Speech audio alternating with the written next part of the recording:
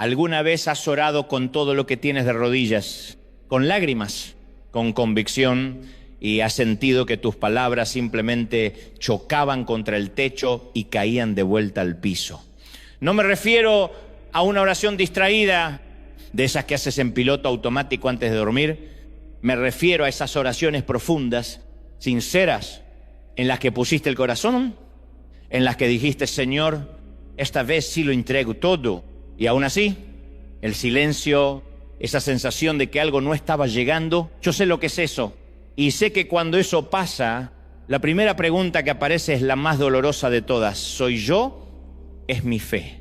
¿Estoy haciendo algo mal? Y muchos se quedan ahí en esa pregunta durante años, cargando una culpa que no les pertenece del todo, convencidos de que si tan solo creyeran un poco más, si tan solo fueran un poco más disciplinados, si tan solo no cometieran ese error que siguen cometiendo, entonces sí, entonces la oración aterrizaría, entonces el cielo respondería.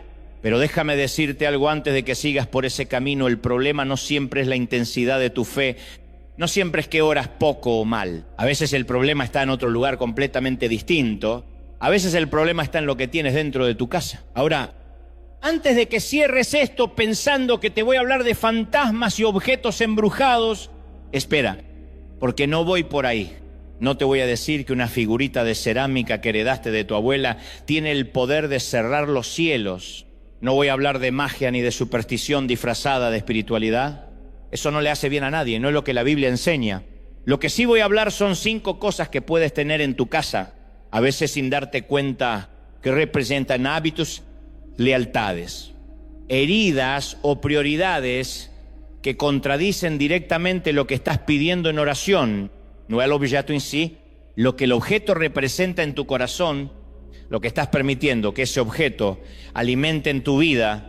Porque hay algo que la palabra de Dios deja muy claro y que a veces se nos olvida en medio de toda la teología. Tu casa no es solo un espacio físico, es el lugar donde se forman tus hábitos, es donde se moldean las conversaciones de tu familia, es donde decides cada día qué entra y qué no entra en tu vida, y lo que entra, lo que permites, lo que guardas, lo que consumes, lo que recuerdas, lo que veneras.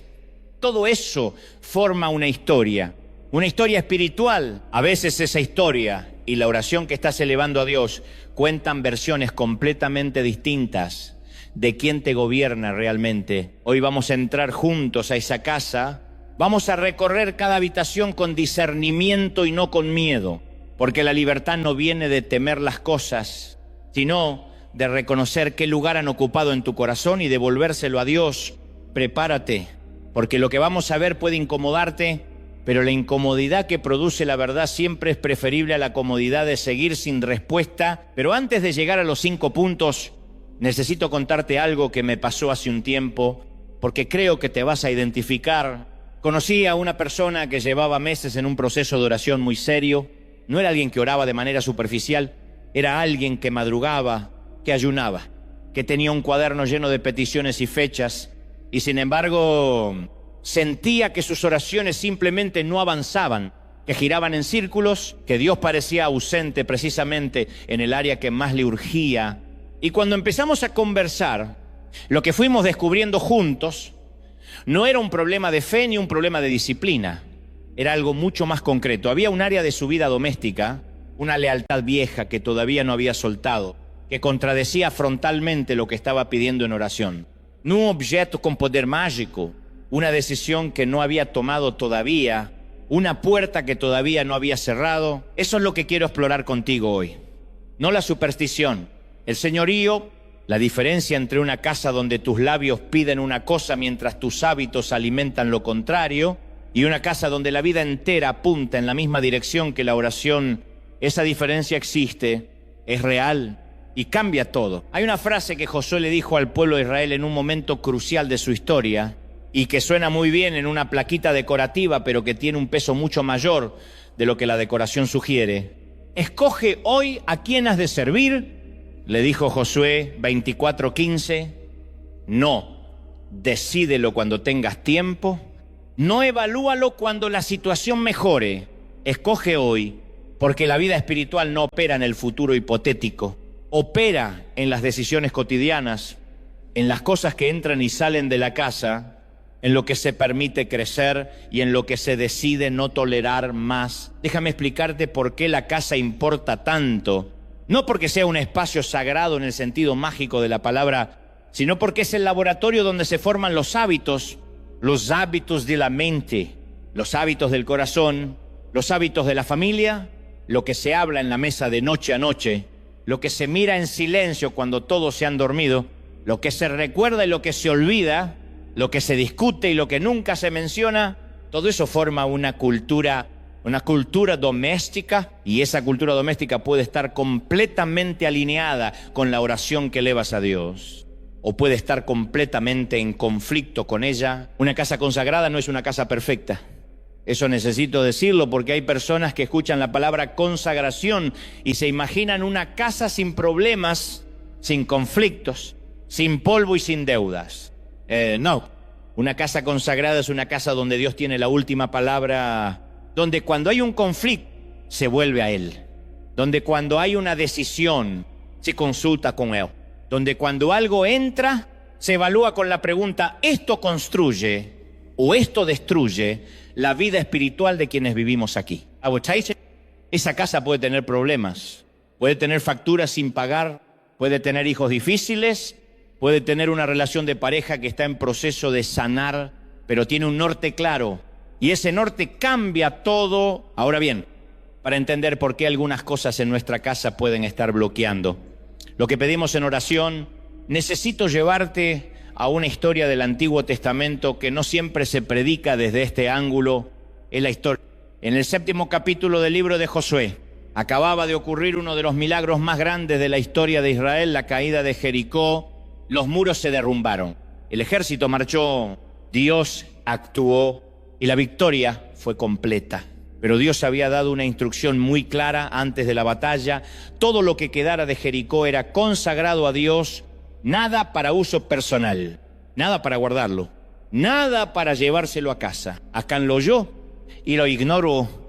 En medio de los escombros encontró un manto de Babilonia, 200 monedas de plata y una barra de oro de 50 ciclos. No eran objetos de poder mágico, eran cosas valiosas, cosas deseables, cosas que en otro contexto podrían haber sido perfectamente legítimas, pero en ese contexto estaban prohibidas.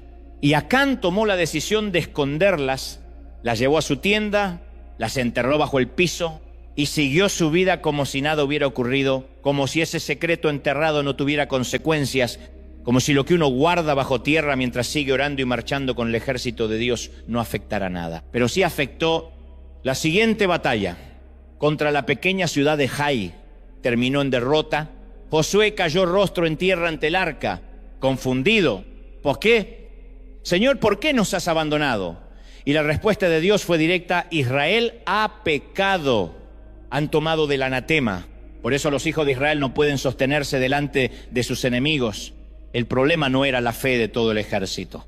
El problema era algo que estaba enterrado en la tienda de un hombre. El problema no era la intensidad de las oraciones, era la desobediencia oculta que contradecía todo lo que públicamente se pedía. El paralelo con Hechos capítulo 19 es igualmente poderoso, pero viene desde el lado opuesto. En Éfeso, después de que el evangelio se extendió con fuerza y muchos creyeron, algo notable ocurrió. Muchos de los que habían practicado artes mágicas trajeron sus libros y los quemaron públicamente. No porque alguien les hubiera dicho que tenían que hacerlo para ganarse la aprobación divina, sino porque entendieron que había una incompatibilidad fundamental entre la fe que ahora profesaban y las prácticas que todavía conservaban. Se puede profesar una cosa con los labios y guardar otra en los estantes, y Éfeso eligió no hacer eso más. El criterio para examinar las cosas en nuestra casa no es el miedo, sino el discernimiento y la obediencia que estoy guardando, que todavía representa una lealtad que contradice mi fe, no el objeto en sí mismo, sino lo que ese objeto representa en mi vida. Y aquí llegamos al primer objeto. No te voy a hablar de figuritas ni de estatuas en términos genéricos, porque eso se vuelve vago muy rápido y la gente puede descartarlo fácilmente si no tiene esas cosas en casa. Te voy a hablar de algo más específico, los elementos que la persona todavía usa. conscientemente o casi inconscientemente, como fuentes de protección o de suerte que no tienen su origen en la fe. Un amuleto que se sigue llevando por las dudas, un ritual de protección que se hace al salir de casa, aunque oficialmente uno ya no cree en eso, una práctica heredada de un contexto familiar de ocultismo que nunca se renunció formalmente, que simplemente quedó ahí mezclada con la nueva fe, como si las dos cosas pudieran coexistir sin problema. Esto es diferente de tener una pieza decorativa con significado cultural, diferente de un objeto artístico o de una herencia familiar con valor sentimental. Lo que estamos evaluando no es el objeto en sí, es la confianza que todavía se deposita en él.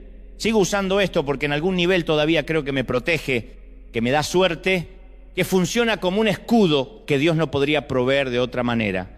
Si la respuesta honesta es sí, entonces hay una incompatibilidad real, porque la fe cristiana no tiene espacio para la confianza dividida, no puede haber un Dios soberano y también, por si acaso, un amuleto de respaldo. La libertad no nace de destruir el objeto con dramatismo ni de hacer una hoguera como en Éfeso con cámaras de por medio. La libertad nace de algo mucho más interno, de retirar del objeto la confianza que solo le pertenece a Dios, de reconocer con la misma claridad con que Acán tuvo que reconocerlo, aunque en su caso fue demasiado tarde, que hay algo guardado en la tienda que contradice el camino, y de tomar la decisión consciente y libre de reubicar esa confianza donde le corresponde estar. Yo tuve una conversación con alguien hace ya varios años que me quedó grabada. Era una persona que llevaba tiempo asistiendo a la iglesia, participando activamente, sirviendo, alguien que desde afuera parecía completamente asentado en su fe, pero en una de esas conversaciones que se dan cuando la guardia baja un poco, me confesó que todavía guardaba en un cajón un objeto que le había dado una persona vinculada al ocultismo mucho antes de que creyera. No lo usaba, no lo exhibía, pero tampoco lo había tirado por las dudas. Me dijo con una sonrisa incómoda: uno nunca sabe. Aldous, esa frase, por las dudas, uno nunca sabe, es exactamente la fractura que describe el primer objeto. No es la presencia del objeto lo que bloquea la oración, es la reserva mental que ese objeto representa. Es el pequeño espacio que la mente le sigue concediendo a la posibilidad de que funcione, de que algo en él todavía tenga valor. Aunque formalmente uno ya no crea en esas cosas, esa reserva no es compatible con la fe completa. No porque Dios sea celoso de manera caprichosa, sino porque la confianza dividida simplemente no funciona. No en las relaciones humanas y tampoco en la relación con Dios. Lo que ese hombre necesitaba no era un exorcismo dramático ni un ritual especial. Necesitaba tomar una decisión clara, consciente, libre de miedo, retirar de ese objeto la confianza que le había quedado, reconocer que ya no le pertenecía a ningún lugar en su vida y soltarlo, no por miedo al objeto, sino por claridad sobre a quién le pertenece su confianza. Hizo eso, y lo que me contó después no fue que de repente todo se resolvió mágicamente. Lo que me contó fue que algo en su interior se sintió diferente, más limpio, más alineado. Como cuando cierras una pestaña que llevaba abierta en el fondo de la pantalla sin darte cuenta de que estaba consumiendo memoria. Hay una última dimensión del primer objeto que quiero mencionar antes de seguir. A veces la lealtad antigua no es un objeto físico, a veces es una práctica, una manera de leer el futuro que se conserva, una consulta que se hace de vez en cuando a personas o fuentes que operan fuera del marco de la fe, solo para tener una segunda opinión, dice la mente, solo para estar más tranquilo. Y cada vez que se hace esa consulta, cada vez que se recurre a esa fuente de información o de seguridad alternativa, se le está diciendo a Dios que no es suficiente, que la fe en Él tiene un límite práctico que se resuelve con otro recurso. Cuando la incertidumbre aprieta demasiado, eso no es necesariamente maldad, es a menudo el resultado del miedo, pero el miedo no es una buena consejera cuando se trata de decidir en quién confiar. El primer objeto, entonces, no siempre tiene una forma física obvia, a veces tiene la forma de un hábito mental, de una consulta periódica, de un por si acaso que nunca se ha decidido abandonar. Y la pregunta que corresponde hacerse no es esto pecado?, sino ¿en quién estoy confiando realmente? Porque la fe no es la ausencia de miedo, la fe es la decisión de confiar en Dios incluso cuando el miedo dice que busques un respaldo adicional. Y esa decisión, tomada de manera consciente y repetida, es lo que da forma a una vida espiritual coherente, a una casa que cuenta una sola historia en lugar de dos. Permíteme ir un poco más lejos en la historia de Acán, porque creo que hay un detalle que a veces se pasa por alto y que es particularmente relevante para lo que estamos hablando. Cuando Josué cayó de rodillas ante Dios después de la derrota en Jai, la respuesta de Dios no fue un discurso largo sobre la condición moral del pueblo. Fue una instrucción muy concreta: levántate, porque hay algo en el campamento, hay algo que no debería estar ahí. Y la solución no pasaba por más oración, por más ayuno, por más intensidad espiritual. Pasaba por identificar lo que estaba enterrado y confrontarlo. Hay personas que llevan años en el campamento de Dios, orando genuinamente, sirviendo honestamente, pero sin entender por qué ciertas cosas no avanzan. Y a veces, no siempre, pero a veces la respuesta no está en la falta de fe, sino en algo que está enterrado en la tienda, algo que nunca se ha confrontado directamente, algo que se decidió guardar, porque la alternativa era demasiado incómoda.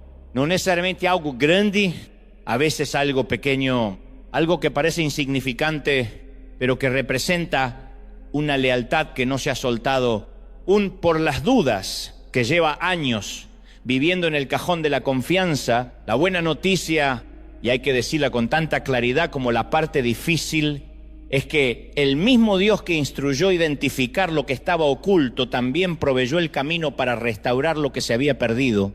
La historia de Israel no terminó con la derrota de Jai, terminó con la victoria de Jai.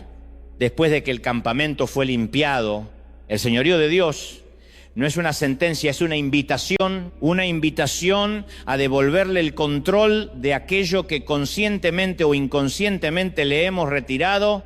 Y cuando esa devolución ocurre, cuando la lealtad se reubica donde le pertenece, algo en el campamento cambia. Algo se abre que antes estaba cerrado. El segundo objeto es más cotidiano que el primero. De hecho, te garantizo que está en tu casa ahora mismo. Puede estar en el bolsillo de tu pantalón, puede estar en la mesita de noche, puede estar en la cocina o en el cuarto de los hijos. Es la pantalla, no la pantalla en sí misma, porque la tecnología no es ni buena ni mala por su propia naturaleza. Es lo que la pantalla transmite durante las horas que le dedicas cada día. Es el contenido que dejas entrar a tu mente de manera repetida, sistemática, sin mayor filtro. Pablo le escribió a los filipenses algo que tiene una aplicación directa a esta conversación. En el capítulo 4, versículo 8, les dijo: todo lo que es verdadero, todo lo honesto, todo lo justo, todo lo puro, todo lo amable, todo lo que es de buen nombre, si hay virtud alguna, si hay algo digno de alabanza, en esto pensad. Ahora bien, Filipenses 4:8 no es una lista de géneros de películas prohibidas. Es un principio de alimentación mental. La mente se nutre de lo que recibe. Lo que entra por los ojos y los oídos de manera repetida y sostenida moldea la forma en que uno percibe la realidad, la forma en que uno responde a las situaciones, la sensibilidad o la dureza del corazón frente a ciertas cosas. El problema no es ver una película con violencia una vez o leer algo que no es edificante de manera ocasional. El problema es la dieta. El problema es lo que uno consume de manera habitual, casi compulsiva. Las horas que van desde la cena hasta la medianoche o en los primeros 15 minutos de la mañana antes de haber tenido un pensamiento propio. Hay personas que le dedican 2 horas diarias a contenido que agresivamente contradice los valores que dicen tener y luego se preguntan por qué en la oración sienten que les cuesta concentrarse, que la mente se dispersa, que la sensibilidad espiritual parece haberse embotado. No es un misterio. La mente lleva a la oración lo que ha estado procesando durante el día. Si lo que ha procesado es violencia estética, humor, que deshumaniza, contenido sexualizado o narrativas que alimentan la amargura y el cinismo, eso es lo que aparece cuando uno cierra los ojos y trata de conectar con Dios. No porque Dios se haya alejado, sino porque la atención está saturada de imágenes y estímulos que apuntan en la dirección opuesta. La pregunta no es esto pecado? La pregunta es, ¿qué está formando mi mente en las horas en que no estoy orando? porque la oración no ocurre en un vacío. Ocurre en una mente que viene de algún lugar y lleva algo consigo, y si lo que lleva consigo es horas de contenido que anestesia la sensibilidad espiritual, la oración va a sentirse más difícil, más lejana, más mecánica. Aunque la intención sea genuina, la solución no es destruir las pantallas ni volverse un ermitaño digital. Es tomar decisiones concretas sobre qué se permite, cuánto tiempo, a qué hora, con qué criterio. Es tratar el consumo digital con la misma seriedad con que trataría cualquier otra cosa que entra a la casa y afecta a la familia. Es recuperar el señorío sobre una de las puertas más abiertas del hogar moderno. El tercer objeto es el más difícil de mirar, no porque sea el más visible, sino porque a veces está disfrazado de algo legítimo. Es el recuerdo que guardas no para honrar una historia, sino para volver a sentir la herida, la carta que todavía tienes de quien te traicionó, no como testimonio de lo que superaste, sino como combustible de una amargura que llevas años alimentando, la fotografía de quien te hizo daño, que no guardas con paz, sino con un peso en el pecho. Cada vez que la ves, el mensaje guardado, el regalo que conservas, no con gratitud, sino con resentimiento, que cada vez que lo tocas te regresa exactamente a donde no quieres volver. Jesús dijo algo sobre la oración y el perdón que es incómodo, precisamente porque no tiene vuelta. Y cuando estéis orando, perdonad si tenéis algo contra alguno, para que también vuestro Padre que está en los cielos os perdone a vosotros. Marcos 11:25, no como un requisito burocrático, como una descripción de cómo funciona el corazón humano.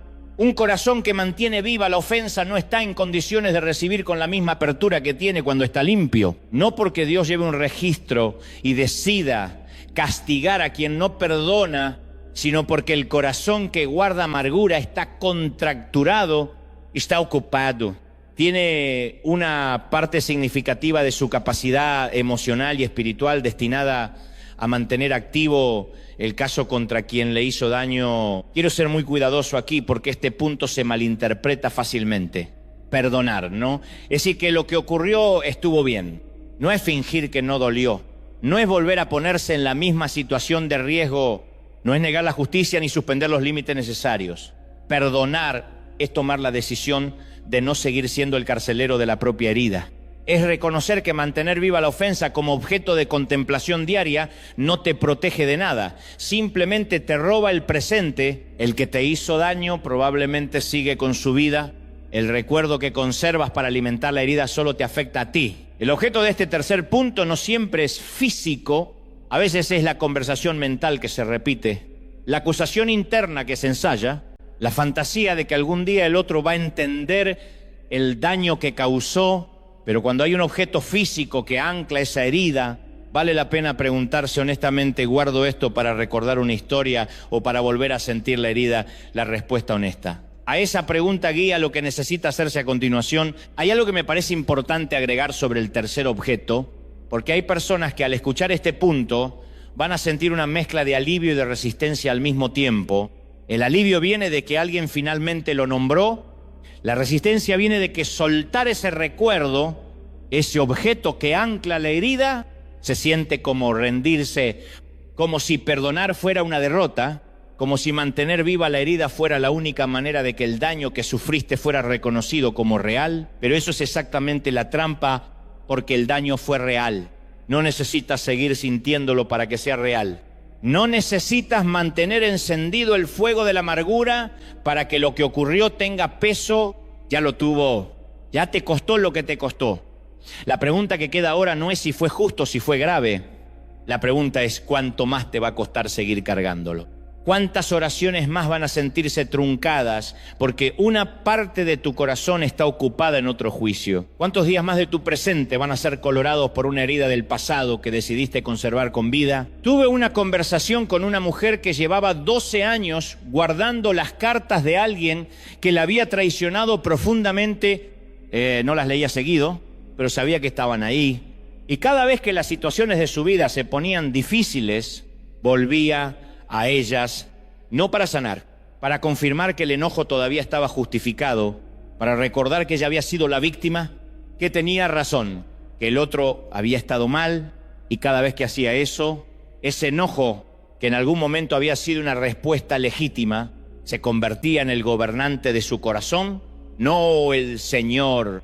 El enojo, el recuerdo de lo que alguien le hizo, el día que decidió sacar esas cartas del cajón, el día que tomó la decisión de soltarlas, no sintió inmediatamente una ola de paz, sintió vértigo, sintió como si estuviera tirando algo que había sido parte de ella durante mucho tiempo, pero lo que me dijo semanas después fue significativo. Por primera vez en mucho tiempo, cuando oro, siento que estoy completamente en el cuarto.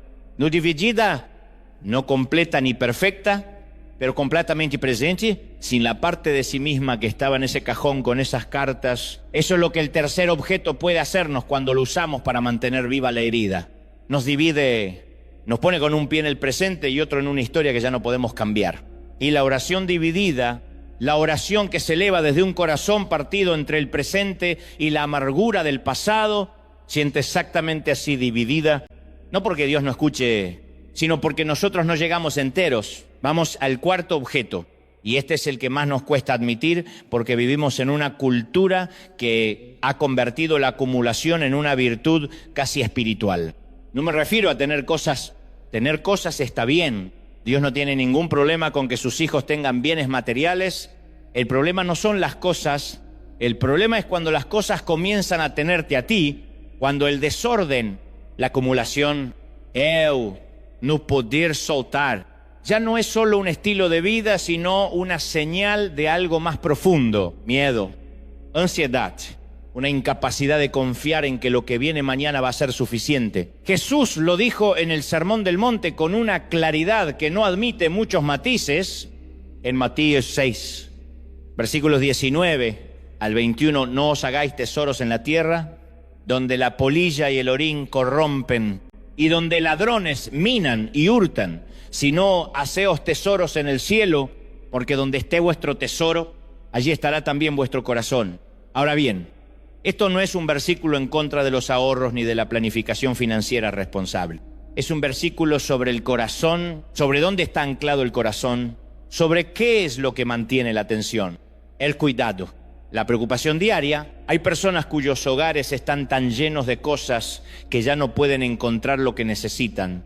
Cuartos que se convirtieron en bodegas, armarios que se desbordaron hace años pero que nadie se anima a tocar, cajas que se llevan de mudanza en mudanza sin abrirse, porque abrirlas significaría tomar decisiones, y tomar decisiones significa soltar, y soltar produce una ansiedad que se prefiere evitar, y a veces cuando uno empieza a conversar honestamente sobre ese desorden, lo que emerge no es pereza ni descuido, es miedo, el miedo a no tener suficiente, el miedo a que si tiro esto y mañana lo necesito, ya no voy a poder conseguirlo.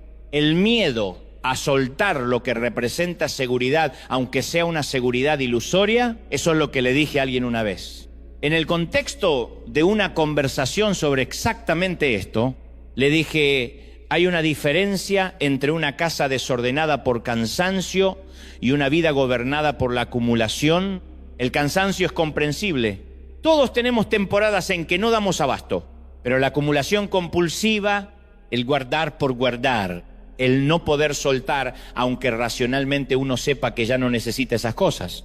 Eso habla de algo en el interior que todavía no ha aprendido a confiar en que el Señor provee, que el mañana no depende de cuánto pueda retener hoy. Ordenar la casa en ese contexto no es un ritual espiritual que obliga a Dios a responder.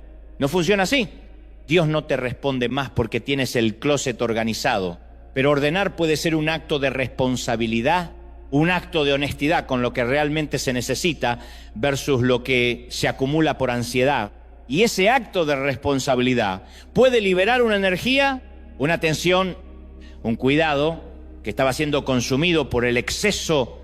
¿Cuánto tiempo de tu vida le dedicas a manejar, limpiar, organizar, buscar y preocuparte por cosas que en el fondo ya no te sirven?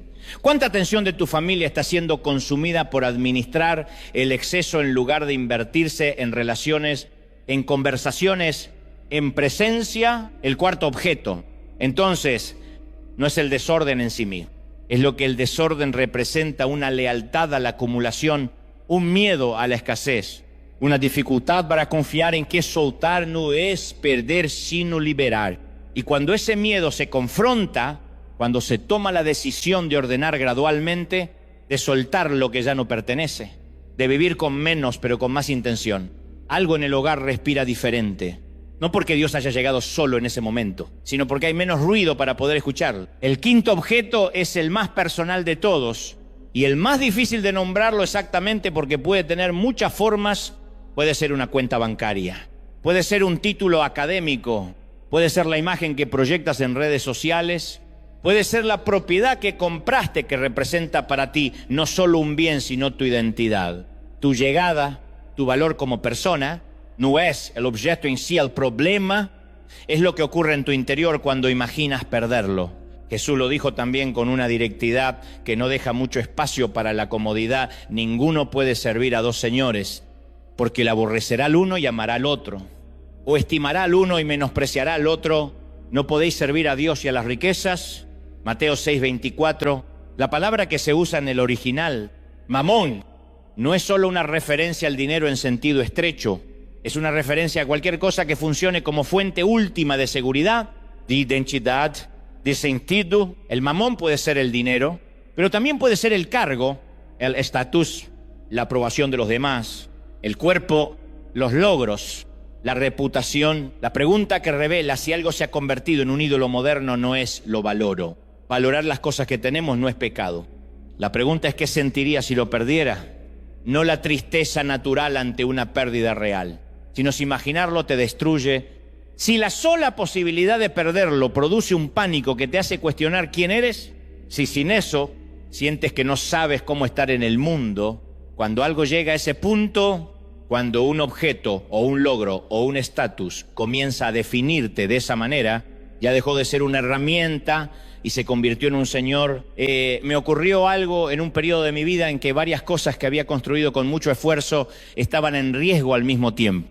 No voy a entrar en los detalles porque no son los más relevantes, pero sí puedo decirte que en ese momento tuve una de esas conversaciones internas, de esas en que uno se pregunta, ¿qué queda si se cae todo? Y lo que fui descubriendo, con más trabajo del que esperaba, es que había cosas a las que les había dado un lugar que no les correspondía, cosas que habían pasado de ser herramientas a ser anclas de identidad, y el proceso de devolverle a Dios ese primer lugar, de reconocer que mi valor no estaba atado a nada de lo que podía perder, fue más largo y más duro que lo que habría admitido antes de estar en esa situación. Un objeto se convierte en ídolo cuando deja de servirte y comienza a decirte quién eres. Cuando ya no lo usas, sino que dependes de él para sentirte completo, protegido, respetado. Real. Y el señorío de Dios, la fe genuina en que Él es suficiente, no puede coexistir plenamente con esa dependencia. No porque Dios sea celoso de manera caprichosa, sino porque esa dependencia te mantiene atado a algo que puede perderse, que puede cambiar, que no puede sostenerte de la manera en que solo Él puede hacerlo. Devolverle a Dios el primer lugar sobre esos objetos de seguridad no es un gesto simple ni instantáneo. A veces requiere un proceso, a veces requiere una conversación honesta con alguien de confianza, a veces requiere reconocer con humildad que uno ha estado construyendo sobre cimientos que no eran los más sólidos, pero ese reconocimiento, esa honestidad, es el inicio de algo, es el inicio de una vida espiritual que ya no compite con los ídolos modernos por el espacio de la confianza, y cuando ese espacio se libera, la oración llega a un lugar completamente diferente. Quiero detenerme un momento aquí y mirarte a los ojos, por así decirlo, porque creo que hay una tentación muy real de escuchar todo lo que hemos hablado hasta ahora y convertirlo en una lista de verificación. Revisar los 5 objetos uno por uno, hacer los cambios que parezcan más obvios y sentir que el asunto está resuelto, como si la vida espiritual fuera una habitación que se organiza una vez y ya, pero no funciona así. Lo que estamos hablando no es un proyecto de una tarde, es una dirección de vida, es una postura del corazón que se elige y se elige de nuevo cada día. La casa consagrada no es la casa perfectamente ordenada con los 5 objetos resueltos de una vez para siempre. Es la casa donde hay una disposición continua a examinar, a soltar, a reorientar el señorío cuando algo ha comenzado a ocupar el lugar que no le corresponde. Es un proceso que tiene momentos de claridad y momentos de resistencia, momentos de avance y momentos en que uno se da cuenta de que el quinto objeto sigue siendo un desafío, aunque pensaba que ya lo había resuelto. Hay una frase que me ha acompañado mucho en el camino de intentar entender esto desde adentro. La santificación no es el momento en que todo queda limpio. La santificación es la dirección en que uno está caminando, y esa dirección, esa orientación consistente hacia el señorío de Dios sobre cada área de la vida, sobre lo que entra en la casa y sobre lo que se guarda, sobre lo que se mira y lo que se alimenta, sobre lo que esa dirección es lo que da forma a una espiritualidad real y duradera. No perfecta, real. Lo que me gustaría que te llevaras de estos 5 objetos no es una sensación de culpa, sino una invitación a la honestidad. La invitación a preguntarte, sin dramatismo y sin autocondena, ¿qué hay en tu casa? En tu vida cotidiana, que podría estar contando una historia diferente a la que estás pidiendo en oración. Porque cuando la vida apunta en la misma dirección que la oración, cuando no hay una versión pública y una versión privada de a quién le pertenece el señorío, algo en la oración cambia. No porque Dios haya cambiado, sino porque el corazón desde el que oras llega más completo, más alineado, más disponible para lo que Él quiere hacer. Antes de ir al cierre de este mensaje, necesito detenerme en algo que es absolutamente fundamental, porque si no lo digo con claridad, todo lo que hemos hablado puede convertirse en otra forma de superstición. Y eso sería exactamente lo contrario de lo que intenta comunicar la palabra de Dios. Ninguno de los 5 objetos que hemos examinado tiene el poder automático de cerrar el cielo. Ninguno. Un amuleto ordinario no puede bloquear la acción de Dios sobre tu vida si Dios ha decidido actuar. Una pantalla no puede neutralizar la gracia de Dios. Un recuerdo guardado en un cajón no tiene poder sobrenatural de cortocircuitar tus oraciones. Los libros de magia de Éfeso no tenían poder para hacerlo tampoco. Los que los quemaron lo hicieron no porque estuvieran aterrorizados por los objetos, sino porque entendieron que ya no los necesitaban, que había algo infinitamente más poderoso que cualquier práctica que hubieran conocido antes. La fe cristiana no vive aterrorizada ante las cosas. No anda buscando demonios debajo de cada mueble ni en cada rincón de la casa. No opera desde el miedo, sino desde la autoridad. Y la autoridad no es una actitud de superioridad ni de ignorancia sobre lo que existe. Es la confianza clara de que el Señor es mayor que cualquier cosa que pueda estar en la casa, en la historia, en el pasado, en el presente. Esa confianza no necesita salir corriendo de cada objeto que tenga un significado cuestionable. Puede mirarlo, evaluarlo y tomar una decisión desde la paz, no desde el pánico. Lo que sí es real, lo que sí tiene consecuencias espirituales genuinas, no son los objetos en sí mismos, sino las lealtades, los hábitos, las heridas y las prioridades que esos objetos representan y alimentan. Eso es lo que hemos estado examinando, no la magia de las cosas. El estado del corazón que las rodea, y el corazón es el territorio donde opera el señorío de Dios. El corazón es donde se toman las decisiones que dan forma a la vida espiritual. Recuerdo haber conocido a un hombre que vivía aterrorizado por los objetos, literalmente. Cada vez que entraba a una casa nueva, preguntaba si había habido algún tipo de práctica espiritual antes, revisaba los rincones, preguntaba sobre la historia del lugar y vivía en un estado de alerta espiritual que no era fe. Era miedo, un miedo que, paradójicamente, le daba a los objetos más poder del que nunca habían tenido, porque al temerlos, al tratarlos, como si tuvieran el poder de bloquear su relación con Dios, estaba reconociéndoles una capacidad que no tienen. La diferencia entre esa actitud y el discernimiento genuino es la diferencia entre quitar algo porque te asusta y quitarlo porque ya tomaste la decisión de no concederle más ese espacio en tu corazón. El primero actúa desde el miedo, el segundo actúa desde el señorío, y esa diferencia importa porque determina desde dónde estás viviendo, desde la libertad que produce la fe o desde la esclavitud que produce el miedo. Ahora bien, si el problema no son los objetos sino lo que representan en el corazón, ¿cómo se hace una revisión honesta del hogar? Déjame darte un camino práctico, no una lista de cosas para tirar, un proceso de preguntas. La primera pregunta es sobre la representación. ¿Qué representa este objeto en mi vida? No lo que representa para otros. lo que representa para mí. Hay objetos que para una persona son neutros y para otra están cargados de historia, de lealtades viejas, de significados que todavía operan en el interior, aunque racionalmente uno ya no crea en ellos. La honestidad empieza por reconocer lo que realmente está presente, no lo que debería estar presente. La segunda pregunta es sobre el efecto que produce en mí y en mi familia la presencia de esto. No siempre es obvio. A veces el efecto es sutil, un objeto que produce una pequeña tensión cada vez que se pasa junto a él, un elemento en la casa que genera conversaciones que siempre derivan hacia lugares poco edificantes, un hábito que activa lo peor en la dinámica familiar sin que nadie se haya detenido a preguntar por qué. El efecto no siempre es dramático, pero es real. La tercera pregunta es sobre la convicción. Contradice esto una convicción clara que tengo sobre cómo quiero vivir y qué valores quiero que gobiernen mi hogar. Aquí es importante ser honesto y no usar esta pregunta como un machete para eliminar todo lo que uno no entiende completamente. No todo lo desconocido es peligroso, ¿no? Todo lo que viene de otra tradición cultural es incompatible con la fe, pero si hay una convicción clara, una sensación interna bien fundamentada de que algo no pertenece. Esa convicción merece atención. La cuarta pregunta es la más práctica de todas. ¿Debo conservar esto? Limitarlo, moverlo o dejarlo. Las opciones no son solo quedarse o tirar. Hay cosas que necesitan límites, no eliminación. El teléfono no se tira, se le ponen límites de uso.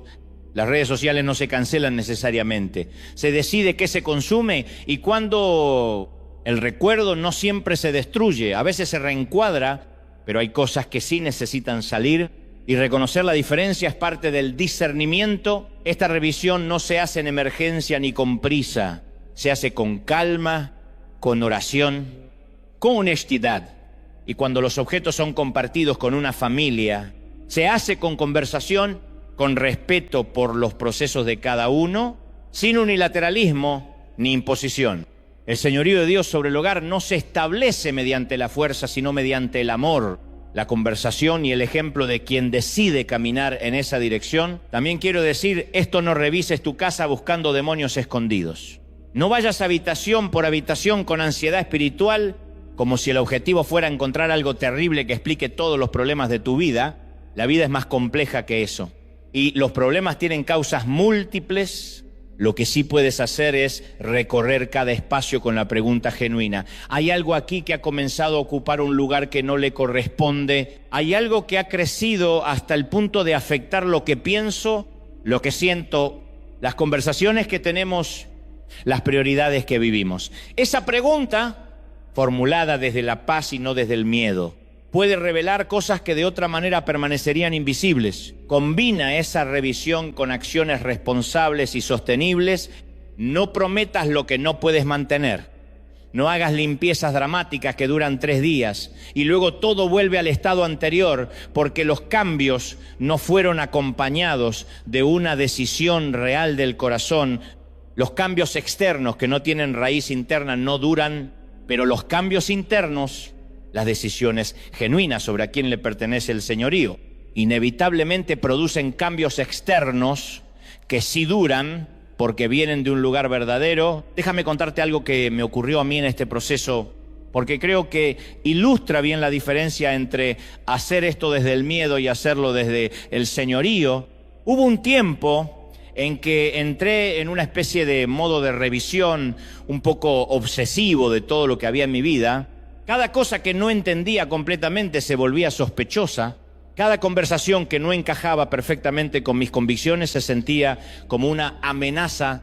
Y lo que fui descubriendo es que ese modo no era fe, era control disfrazado de espiritualidad, era la misma intolerancia a la incertidumbre que produce la ansiedad, pero vestida con vocabulario espiritual. Lo que me ayudó a salir de ahí no fue más revisión, sino más confianza.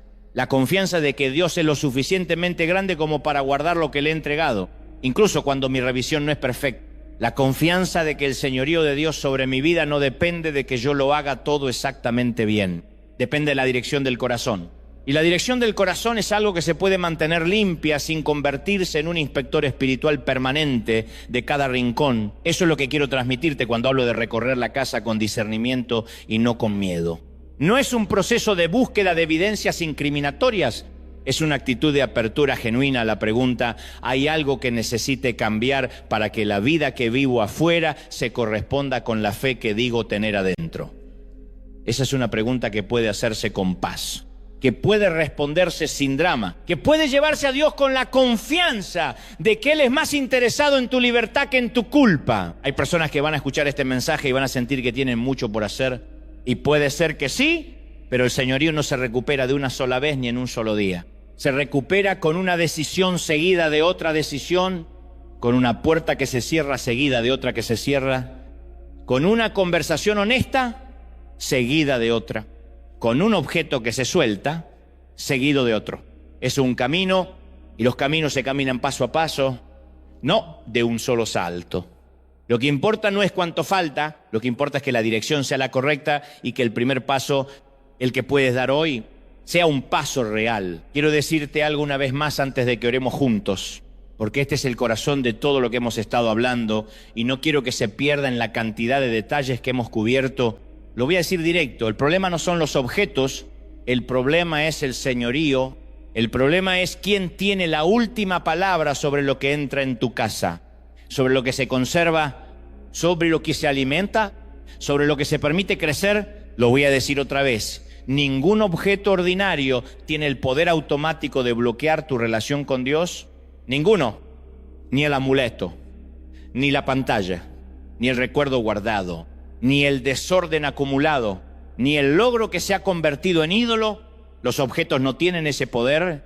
Lo que sí tiene consecuencias espirituales genuinas es la lealtad del corazón, es la confianza dividida, es la obediencia postergada, es la herida que se decide mantener viva. Eso sí afecta a la vida espiritual, no porque tenga poder mágico, sino porque afecta el estado del corazón desde el cual uno ora. Decide, why, vibe. Y lo diré una última vez, porque hay personas que van a salir de aquí con miedo, y eso no es lo que pretendo. La fe cristiana no vive aterrorizada ante las cosas. El que tiene el señorío no teme a los objetos, los evalúa, no huye de la incertidumbre, la enfrenta con confianza. No necesita encontrar un objeto culpable por cada problema de su vida. Necesita mantener la dirección del corazón orientada hacia aquel que es más grande que cualquier problema. Josué dijo al pueblo: escoge hoy a quién has de servir. No mañana cuando todo esté resuelto, no cuando te sientas más listo. Hoy, con la casa que tienes, con los objetos que tienes, con la historia que tienes. La consagración no empieza cuando todo está perfecto. Empieza cuando la dirección cambia, cuando el corazón dice: hoy elijo que el Señor tenga la primera y la última palabra sobre esto, aunque todavía haya mucho por recorrer. Eso es lo que distingue la limpieza espiritual de la superstición. La superstición actúa desde el miedo y le da poder a las cosas. El señorío actúa desde la fe y le recuerda a las cosas cuál es su lugar. La superstición deja a la persona esclava de lo que tiene o de lo que le falta. El señorío libera a la persona para relacionarse con las cosas desde la libertad de quien sabe que su identidad, su seguridad y su futuro no dependen de ninguna de ellas. Hay algo que me parece que vale la pena nombrar aquí sobre la naturaleza práctica de este señorío. El señorío de Dios sobre el hogar no se mantiene con una sola declaración ni con una sola oración de consagración.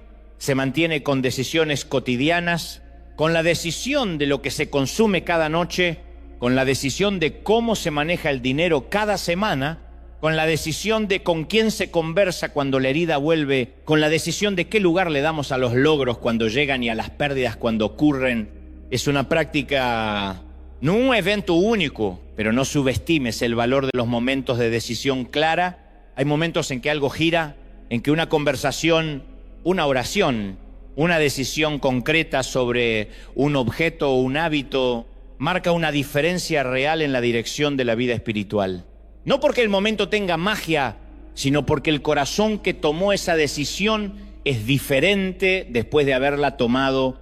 Hay algo que se asienta, algo que se estabiliza, algo que dice de aquí en adelante: este es el norte. Eso puede ser lo que ocurre hoy para ti, no como resultado de haber encontrado el objeto correcto para eliminar, sino como resultado de haber hecho la pregunta correcta: ¿a quién le pertenece el señorío de mi casa? Y de haber respondido con la honestidad y la valentía que esa pregunta requiere. Le pertenece a Dios. No en teoría, no solo en los días de culto, sino en las pantallas y en los cajones, en los recuerdos guardados y en los logros exhibidos, en lo que se acumula y en lo que se suelta, en lo que se ora y en lo que se vive, cuando esa respuesta es genuina, cuando no es solo una declaración correcta, sino una decisión del corazón. Algo en la oración cambia, no porque Dios haya cambiado, sino porque el corazón desde el que oras llega diferente, más entero, más alineado, más disponible. Y la oración que sube desde ese lugar, aunque todavía tenga preguntas sin respuesta, y aunque la vida todavía tenga problemas sin resolver, esa oración no choca contra el techo. Encuentra el camino. Déjame ser todavía más concreto en este punto, porque la abstracción es cómoda pero no transforma. Los 5 objetos que hemos examinado hoy no son una lista exhaustiva de todo lo que puede estar mal en una vida espiritual. Son 5 áreas de señorío, 5 territorios del corazón doméstico, donde la lealtad puede desviarse sin que uno se dé cuenta del todo. Y cada uno de ellos requiere una revisión diferente. El primero, las lealtades antiguas, requiere honestidad sobre qué confianza todavía está activa. Y una renuncia concreta a esa confianza, no un ritual dramático, una decisión. El segundo, las pantallas. Requiere disciplina sobre el consumo, decisiones sobre límites y la honestidad de reconocer qué está formando la mente en las horas que no son de oración. El tercero, los recuerdos de la herida. Requiere el proceso del perdón, un proceso que no es lineal ni instantáneo, pero que se puede elegir comenzar hoy. El cuarto, la acumulación, requiere la valentía de soltar, de ordenar gradualmente, de enfrentar el miedo a la escasez con la confianza en que Dios provee. El quinto, los ídolos modernos, requiere la pregunta más honesta de todas: ¿en qué deposito realmente mi identidad cuando nadie me está mirando? Ninguna de estas revisiones se hace de una vez, ninguna produce resultados perfectos la primera vez. Todas requieren tiempo, gracia y la disposición de volver a hacer la pregunta cuando las circunstancias cambian, pero todas pueden comenzarse hoy. Y comenzar, dar el primer paso real en la dirección del señorío, es exactamente lo que la fe le pide al corazón que todavía no lo ha hecho. Hay una última cosa que quiero decir antes de la oración, y es esto: si estás escuchando esto y sientes que hay mucho por hacer, que la lista es demasiado larga, que el proceso parece abrumador, recuerda que Dios no te está pidiendo que lo resuelvas todo esta tarde. Te está pidiendo algo mucho más simple: que elijas hoy la dirección, que decidas hoy con lo que tienes, en el estado en que estás, que el señorío le pertenece a Él. Esa decisión, por pequeña que parezca, es el comienzo de todo lo demás. Quiero invitarte a orar. Y cuando digo orar, no me refiero a repetir palabras en piloto automático mientras piensas en lo que tienes que hacer mañana. Me refiero a un momento de honestidad real delante de Dios, donde lo que sale de la boca es lo que verdaderamente está en el corazón. Si puedes, cierra los ojos. Si estás manejando, sigue con los ojos abiertos y la oración en el corazón. Si estás acompañado, no importa. Este momento es entre tú y Dios. Señor, vengo delante de ti no con una lista perfecta de cosas que he resuelto, sino con la honestidad de lo que todavía estoy procesando. Hay áreas de mi vida, áreas de mi hogar, áreas de mi corazón donde el señorío no ha sido completamente tuyo, donde he guardado cosas que debía soltar, donde he alimentado hábitos que contradicen lo que te pido en oración, donde he depositado confianza en cosas que no pueden sostenerme de la manera que solo tú puedes. Te pido perdón hoy. No el perdón mecánico de quien repite una fórmula, sino el perdón genuino de quien reconoce que se desvió y quiere volver. Perdón por las lealtades que no renuncié completamente, por el contenido que permití que formara mi mente durante las horas en que no estaba orando, por los recuerdos que conservé para mantener viva la herida en lugar de elegir el camino del perdón, por las cosas que acumulé impulsado por el miedo en lugar de la confianza en tu provisión, por los ídolos modernos que dejé ocupar el lugar que solo te pertenece a ti. Y ahora Desde este lugar de honestidad te pido sabiduría. Sabiduría para saber qué necesita salir de mi vida y qué necesita ser reorientado. Sabiduría para establecer límites sobre lo que entra en mi hogar. En mi mente, en las conversaciones de mi familia, sabiduría para hablar con quienes comparten este espacio conmigo, con el amor y el respeto que cada uno se merece, sin imposición, pero con claridad sobre la dirección hacia la que queremos ir. Te consagro mis conversaciones, las de la mesa y las de la noche, las que planifico y las que ocurren sin planear. Te consagro las pantallas de mi casa, el tiempo que les doy, el contenido que les permito mostrar, el lugar que ocupan en mi descanso y en el de mi familia. Te consagro mis finanzas, lo que tengo y lo que no tengo, lo que ahorro y lo que doy, la confianza en que tú eres suficiente independientemente de lo que el número en la cuenta diga esta semana. Te consagro los recuerdos que llevo, los dolorosos y los que todavía producen tensión. Elijo hoy, en la medida en que puedo, comenzar o continuar el proceso del perdón.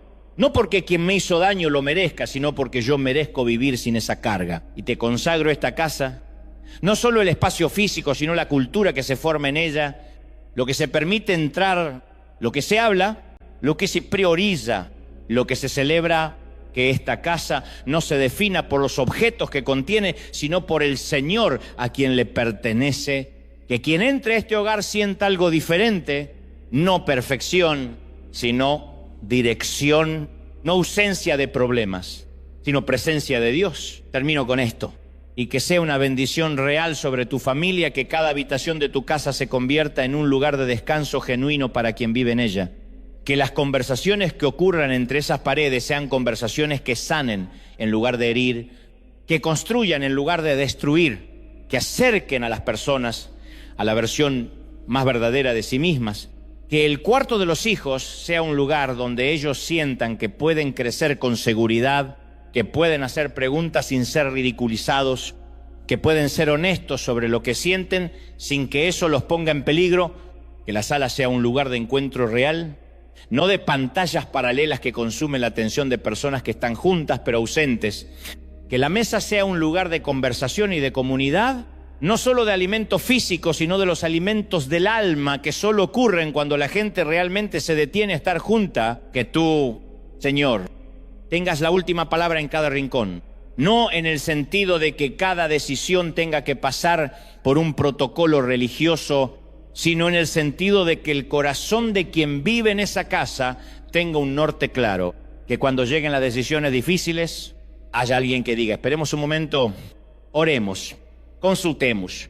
Que cuando la tensión suba, haya alguien que recuerde que hay una manera más grande de resolver las cosas.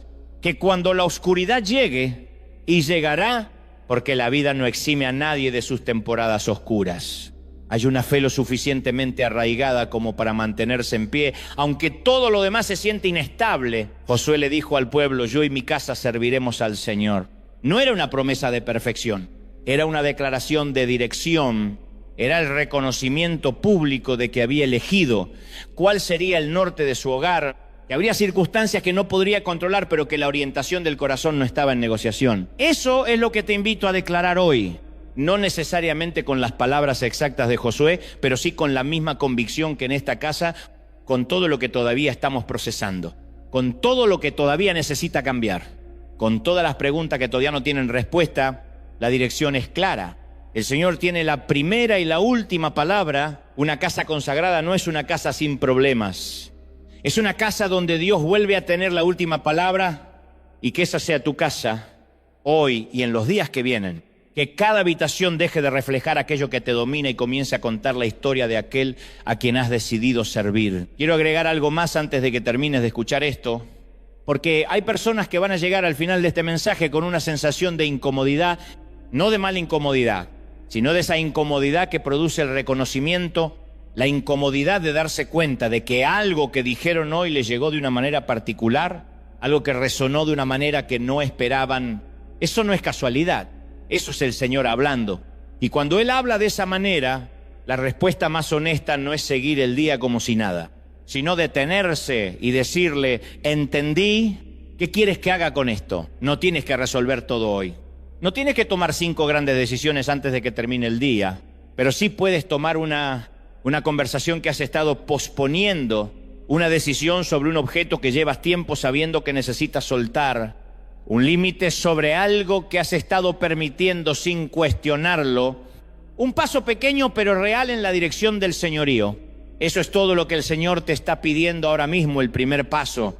El que sí puedes dar. La transformación de un hogar no ocurre en un día, ocurre en la acumulación de decisiones cotidianas que apuntan en la misma dirección, ocurre en la conversación que se tiene esta noche, en el límite que se establece esta semana, en el objeto que finalmente se suelta este mes, en la oración que vuelve a sentirse conectada porque el corazón desde el que ora está un poco más alineado que antes.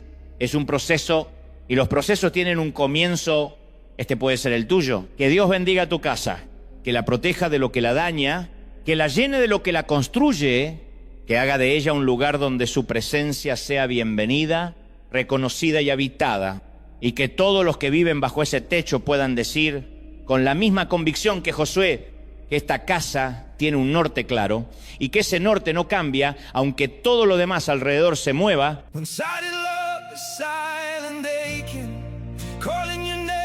Inside my mind, it's staying up with restless questions, hoping someday you'll realize it's jealousy without permission, smiling while my chest turns blue, because the hardest kind of heartbreak is loving someone who loves someone new.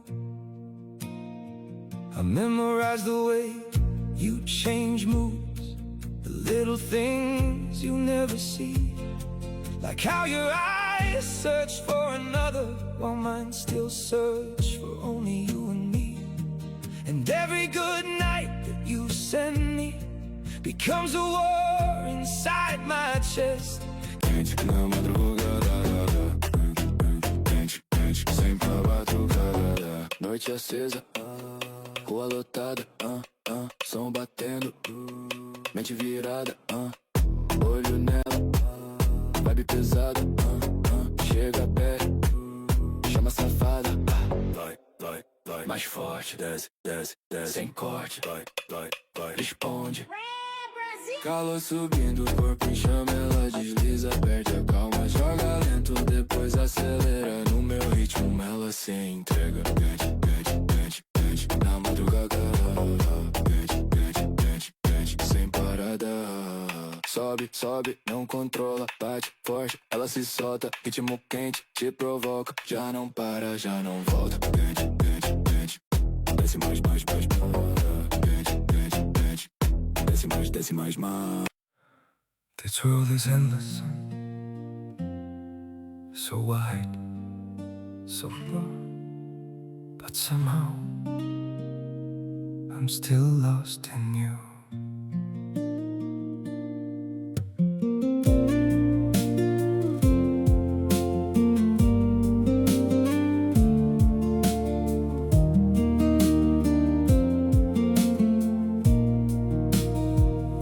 The streets are full of moving shadows, countless places I could go, city shining, people passing, yet I still feel so alone. Every road keeps leading nowhere, every sky feels cold and blue. In this world so vast and open, I'm still lost in missing you. The world is wide, so wide before me, but I keep losing my way. Somewhere in the endless distance, your memory makes me stay. The world moves on,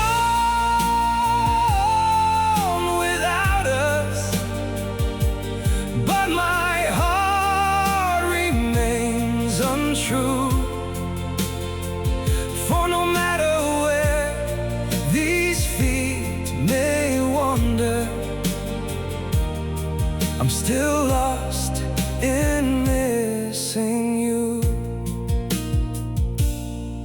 I have tried to outrun silence, tried to leave your ghost behind, but your name still echoes softly through the corners of my mind. The world is wide, so wide before me, but I keep losing my way.